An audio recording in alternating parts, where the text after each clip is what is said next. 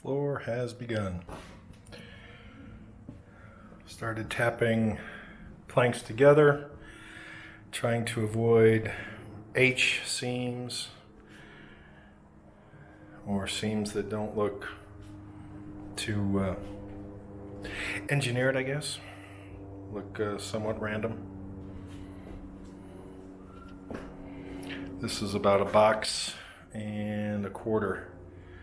So I'm not even a third done with the room. I'm hoping I have enough. This will be interesting and time consuming for the door. Short/quick video on my threshold or transition piece.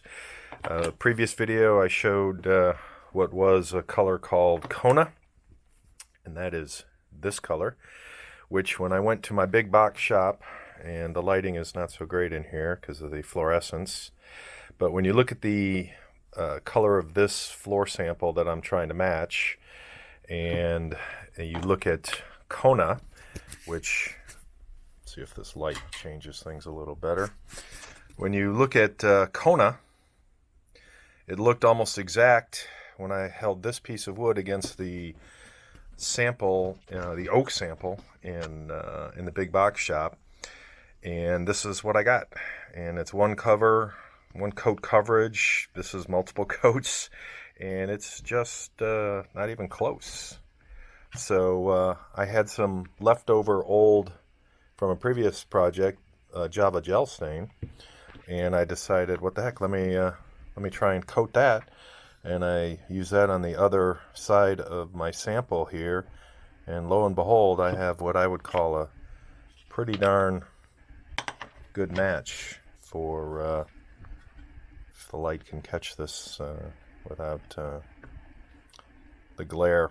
But I was pleasantly surprised at how nicely the Java matches. Not a perfect match,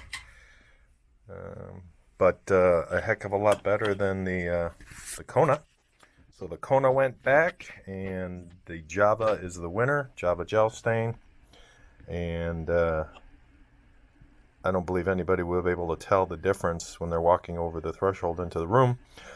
So that means for about 20 bucks, because of the free stain, I have my transition piece that the floor store, or the flooring store, not the store called floor store, but a flooring store that I bought this flooring from, wanted 77 in tax, so roughly 85, just under 90 bucks for a transition piece that I paid just under 20 bucks for at the big box shop. So I'm happy with that. That will look close enough.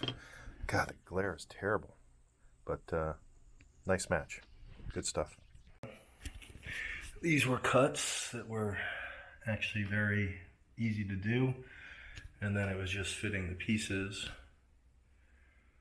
And I've got the threshold piece cut. I'll be putting a little piece of thin wood right here so that the larger version of this has something to rest against so that it doesn't flex. And that's what the final stain looked like. This one right here.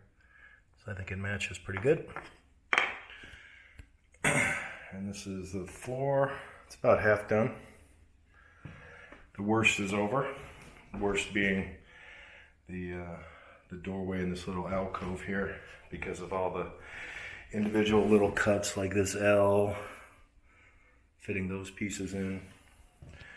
Now the rest will be fitting against the mirror, which is essentially straight, so the only two weird cuts are going to be right there and then over in the corner. And as you can see, I'm pushing everything off to the side as I work my way over. And again, about halfway done. This column is the halfway mark. And I've used two boxes. Here's my threshold piece.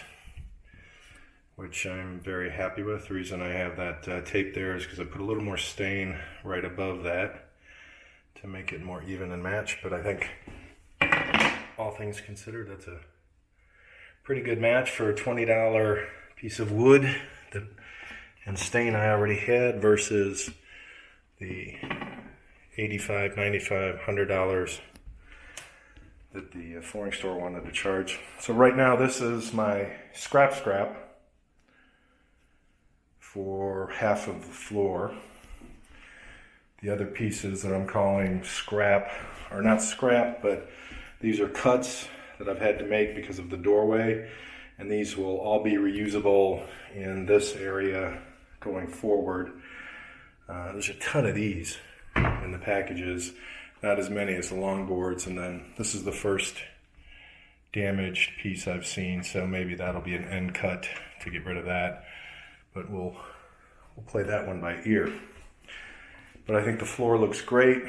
I'm extremely cognizant of watching for my seams so they don't seem to intersect in any order, trying to keep them as random as possible so that they don't look, I think they're called either H seams or I seams, where you have like, this would be almost an example, like if this seam was right there, or rather if this seam was right there, those two seams would just look a little off, a little too close. So I've tried to be very cognizant of watching my seams. Here's an example of getting close, but not identical. Because with the boards being identical shape or identical lengths, or limited identical lengths within the package, it's very easy to accidentally line up some of those seams. So again, came out.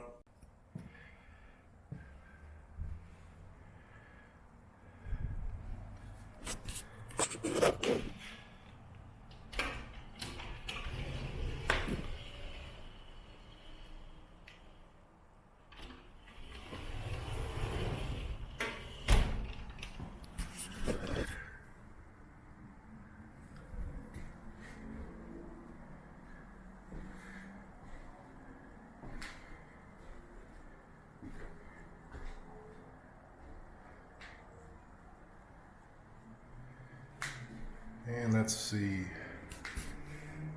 total scrap so far. Blue tape is little reminders to tap in for spots that have opened up before I seal up the threshold. Saturday, we will be finishing, hopefully. Looks like I've got the last, I won't call them 2 rows, about a row and a half.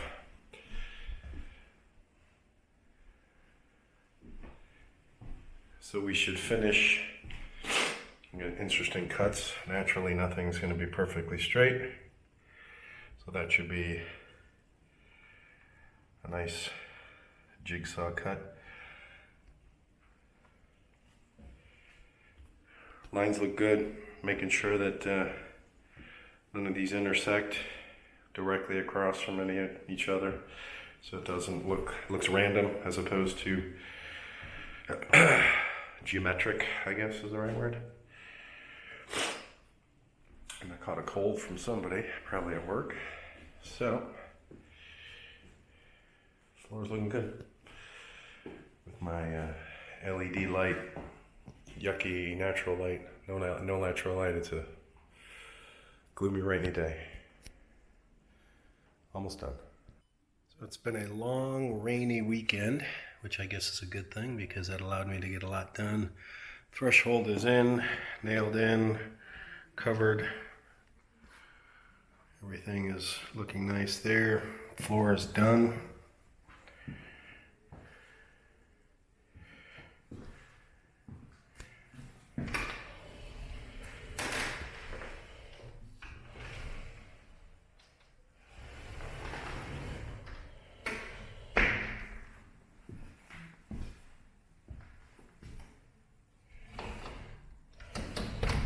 So those wooden strips are here, so that when I go to put the molding back on.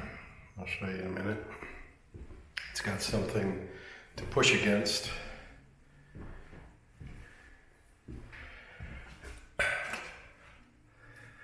So this is the idea of,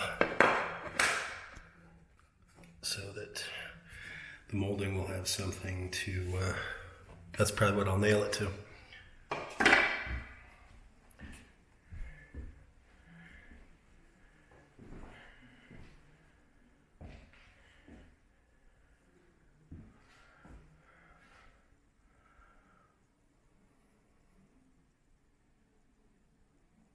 Sorry for the bright LED light, but it's again overcast.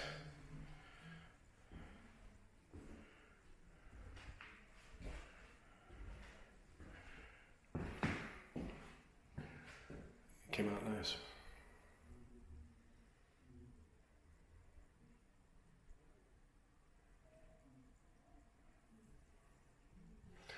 Let's see what it looks like without the light.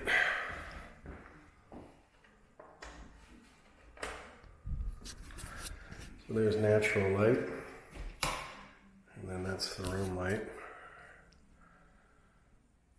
And all that's left is molding, which is easier said than done. Luckily, it's already cut to size, so what I'll do is I'll spend this week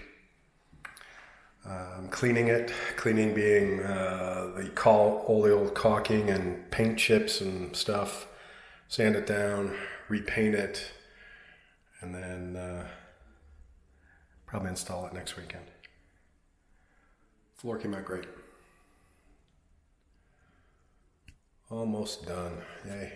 Oh, well, the focus is gonna pick this up, but my lines were pretty clean for the, against the sill for the closet doors, but I thought I would do something extra, and what I did was I took some what's it called? It's just some edging. And again, I don't know how close that's coming up, but I stained it, and I thought maybe I would.